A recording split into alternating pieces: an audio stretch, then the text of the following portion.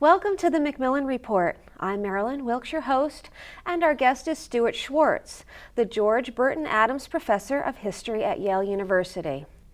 Professor Schwartz specializes in the history of colonial Latin America, especially Brazil, and on the history of early modern expansion. Among his books are Sovereignty and Society in Colonial Brazil, Early Latin America, Sugar Plantations in the Formation of Brazilian Society, Slaves, Peasants, and Rebels, Cambridge History of Native Peoples of the Americas, and South America.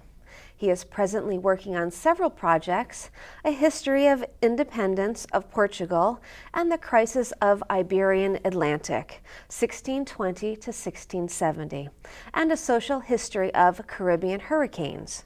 Today, however, we'll speak with him about his newest groundbreaking book, All Can Be Saved: Religious Tolerance and Salvation in the Iberian Atlantic World.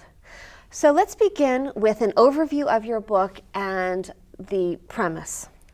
Well, this is a book about the history of tolerance, not toleration the way it's usually understood, by which people usually mean state policy regarding religious freedom, but tolerance, the attitude of people towards the religion of others, of their neighbors.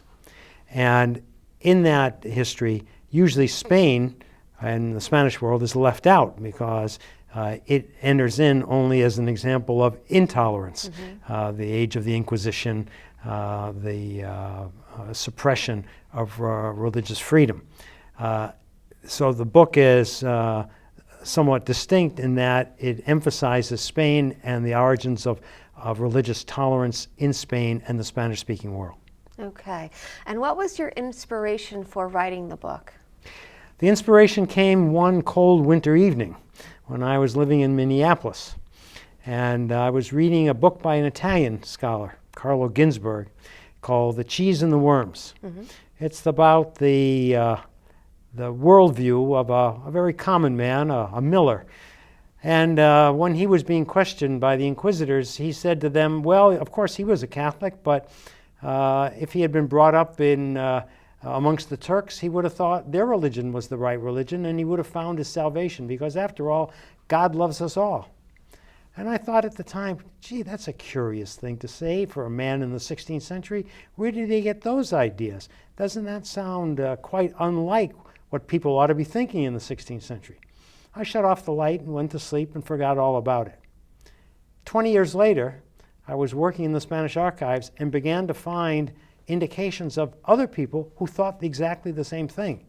And it struck me as very curious. How could that be possible in the age of the Inquisition, that people would develop that kind of idea of toleration and the idea that salvation was possible in many religions? And that was the origins of the book. Okay, let's talk about your methodology a bit. You drew on an enormous body of historical evidence to write your book. Tell us a little bit about the process, and did you encounter any difficulties? Well, the Inquisition was a great bureaucratic institution, and it was particularly interested in what people, not only what people did, but what they said, what they thought. And so it took very, very careful records. And while not all of those records have survived, many of them have. For the Portuguese Inquisition, we have over 40,000 cases. Wow. For the Spanish Inquisition, also about 40,000. And so it's possible to reconstruct these cases. And these are some of the few instances when common people were recorded, what they actually thought. So rather than being a study of intellectuals, it's possible to do a study of common people.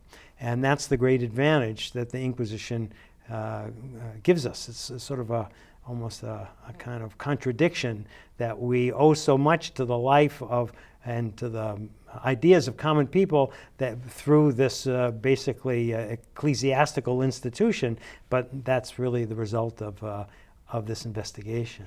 Okay, and your work really differs from much of the existing work for this period.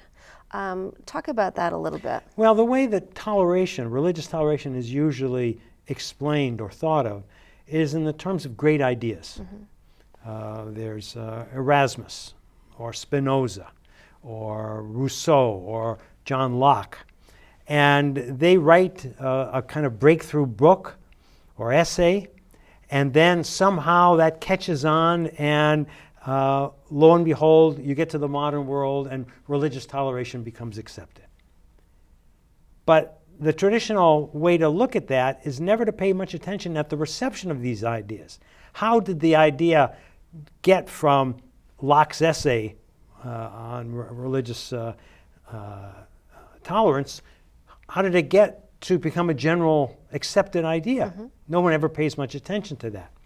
So what makes my book different is that it's interested in the common people, their ideas, their reception, and the interaction of their ideas with these great thinkers. In fact, the book goes beyond that to suggest that perhaps some of these ideas don't come from the great thinkers down to the people, but in fact go the other way around. That these ideas are already around, and it's the great thinkers synthesize them and integrate them into an argument, even though these ideas aren't necessarily generated by them. So it's an inversion of the way in which we usually think of intellectual change in history. And what conclusions do you reach in your book? Well, the conclusion is that one might argue that Spain had a peculiar history because in the Middle Ages there were Muslims and Jews and Christians who lived together in Spain. And even though they didn't always get along together, nevertheless there was a certain everyday interchange, and they understood each other at least, even though they might not always like each other. And when the Spanish go to the New World, they encounter Indians and then later bring in Africans. And so there was already a kind of predisposition to accept other cultures, other ways of thinking. But one of the conclusions of the book is that this isn't a peculiarly Spanish phenomenon. And that if you scratch deep enough in England or Italy or France or Germany, that you'll find the same ideas. It's just that the way in which we've written the history of the early modern world has basically been in terms of the struggle of religion. So nobody's looked much for cooperation or tolerance. They've always been interested in what drove people apart, not what drew them together. But if you scratch the surface a little bit, you can find lots of examples in Italy or England or in France. And so in that sense, the book, even though it's about Spain and Spain, Portugal, and the Iberian Atlantic World, that is the Americas, it concludes that, in fact, this is a more general European phenomenon, and that we really need to rethink the whole idea of how toleration was born and became an aspect of the modern world. Fascinating. And last question, what was one of the most surprising things you found in doing your research? Well, I think the willingness of people to contest authority. Very simple people, people with hardly any education, were at some point came to a personal conviction that the church was wrong on this issue. The church's position, we have to remember, was there is no salvation outside the church. You had to be a member of the church in order to be saved. But common people, with their own sort of common sense, couldn't quite get it. They didn't understand how could an all-merciful God condemn so many people to eternal damnation. It didn't make sense to them. And so they sometimes even try to convince the inquisitors that the inquisitors are wrong. What's most curious about this is that these people were willing to stand up against the authority of the state and the authority of the church in order to make this argument. They had no personal gain in this. It wasn't that it was good for business, because by this time there were no Jews in Spain. There were no Muslims left in Spain. So there was no direct economic or personal benefit.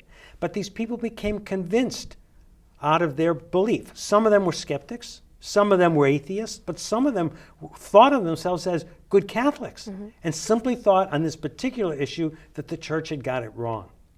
In some way, these people are closer to the position of the Roman Catholic Church after Vatican II in the 20th century than the Inquisitors the Inquisitors that were trying to correct them were to Vatican II. And so the most interesting thing, I think, is that we have to listen to the voice of these common people. And the fact that they're uneducated doesn't mean that they don't have a common sense understanding of the world and a desire to live in a better world, a world that they could foresee, one in which it didn't matter so much what church their neighbor went to, so long as he was a good neighbor. Very good. Thank you so much for being here with us today and sharing some of your work. It's been a pleasure. For more information about Professor Schwartz and his work, please visit our website at yale.edu/Macmillan Report. Be sure to join us again for another episode of the Macmillan Report, made possible through funding from the Whitney and Betty Macmillan Center for International and Area Studies at Yale.